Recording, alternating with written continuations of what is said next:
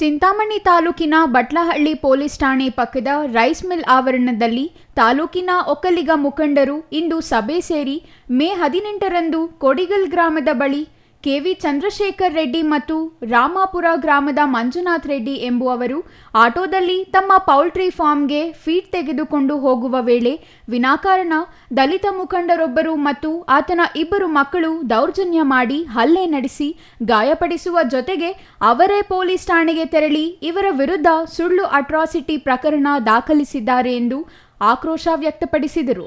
ಎಲ್ಲರೂ ಸಾಮರಸ್ಯದಿಂದ ಜೀವನ ನಡೆಸಿಕೊಂಡು ಹೋಗಬೇಕು. ಯಾವುದೇ ಜಾತಿ ಜನಾಂಗದ ವಿರುದ್ಧ ಹೋರಾಟ ನಡೆಸುತ್ತಿಲ್ಲ. ಇಂತಹ ಹವ್ಯಾಸವನ್ನು ಕೆಲವರು ಮಾಡಿಕೊಂಡು ಅಮಾಯಕರ ಮೇಲೆ ಅಟ್ರಾಸಿಟಿ ಪ್ರಕರಣ ದಾಖಲಿಸುತ್ತಿರುವ ನಡವಳಿಕೆ ವಿರುದ್ಧ ಕಾನೂನು ಕ್ರಮ ಜರುಗಿಸಿ ಗಡೀಪಾರು ಮಾಡಬೇಕೆಂದು ಆಗ್ರಹಿಸಿದರು. ಸ್ವತಂತ್ರ ಬಂದ ಮೇಲೆ ಈ ಥರ ಅನ್ಯಾಯಗಳನ್ನ ವಿರೋಧ ಮಾಡಿ ಅನ್ಯಾಯಗಳನ್ನ ಮೆಟ್ಟಿ ಅನುಭವಿಸಿ ಇದೆಲ್ಲ ಆಗಬಾರ್ದು. ಒಂದು ಸಮಾಜ, ಸಾಮಾಜಿಕ ನ್ಯಾಯ, ಒಂದು ಸಮಾನತೆ, ಅಭಿವೃದ್ಧಿಶೀಲ, ಸ್ವಾಭಿಮಾನ ಬದುಕು ಮಾಡಲಿಕ್ಕೆ ಎಲ್ಲರಿಗೂ ಸಮಾನವಾಗಿ ಹಕ್ಕು ಕೊಟ್ಟು ವೋಟಿಂಗ್ ಪವರ್ ಕೊಟ್ಟು ಒಂದು ಭದ್ರ ಬುನಾದಿ ಹಾಕಿಕೊಟ್ಟಂತಕ್ಕಂಥ ಬಂಗಾರದ ಮನುಷ್ಯ ನಮ್ಮ architect of Indian constitution Ambedkar ಸಾಹೇಬರು ಬಹಳ ದೂರದೃಷ್ಟಿದ್ದು ಮಾಡಿದರು. ಬಹಳ ಚಿಂತಕರು, ಬಹಳ ಸುಧಾರಕರು. ಅವ್ರ ಒಳ್ಳೆ ಉದ್ದೇಶ ಚೆನ್ನಾಗಿದೆ.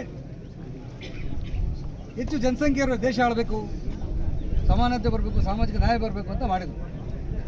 ಈಗ ರಾಜಕಾರಣಿಗಳು ಕೆಲವು ಕ್ಷುಲ್ಲಕ ಕಾರಣಕ್ಕಾಗಿ, ರಾಜಕೀಯ ದುರುದ್ದೇಶಕ್ಕಾಗಿ ಆ ಒಂದು ಏನಿದೆ ಇವತ್ತು ಅಟ್ರಾಸಿಟಿ ಆಕ್ಟನ್ನು ದುರ್ಬಳಕೆ ಮಾಡಿಕೊಂಡು ನಮ್ಮ ಇತರೆ ಸಮುದಾಯದ ಅಮಾಯಕ ರೈತರ ಮಕ್ಕಳನ್ನು, ಅಧಿಕಾರಿ ವರ್ಗದವರನ್ನು ಇಂಪ್ಲಿಕೇಟ್ ಮಾಡಿ ಅವ್ರನ್ನ ಎಕ್ಸ್ಪ್ಲಾಯ್ಟ್ ಮಾಡ್ತಾ ಇದ್ದಾರೆ.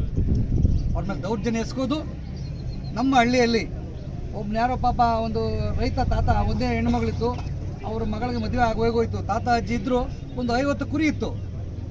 ಒಬ್ಬರು ಬರೋದು, ಅವನ್ನ ತಾತ್ಮಿಕ ಎದುರಿಸೋದು, ಕೇಸ್ ಹಾಕ್ಸೋದು, ಗೊರಲ್ ಪೆಟ್ಕೊಂಡು ಪೋಯಿದೆ.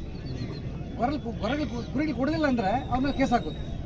ಈ ಥರ ಆಗ್ತಾಯಿತ್ತು. ಕೋಳಿಗಳಿದ್ರೆ ಕೋಳಿಗಳವ್ರ ಮೇಲೆ ಕೇಸ್ ಹಾಕೋದು, ದುಡ್ಡಿದ್ರೆ ದುಡ್ಡವ್ರ ಮೇಲೆ ಕೇಸ್ ಹಾಕೋದು. ಇದೆಲ್ಲ ಎದುರಿಸಿ ಎಕ್ಸ್ಪ್ಲಾಯ್ಟೇಷನ್ ನಡೀತಾ ಇತ್ತು. GL Shankar, CTV news, Chintamani.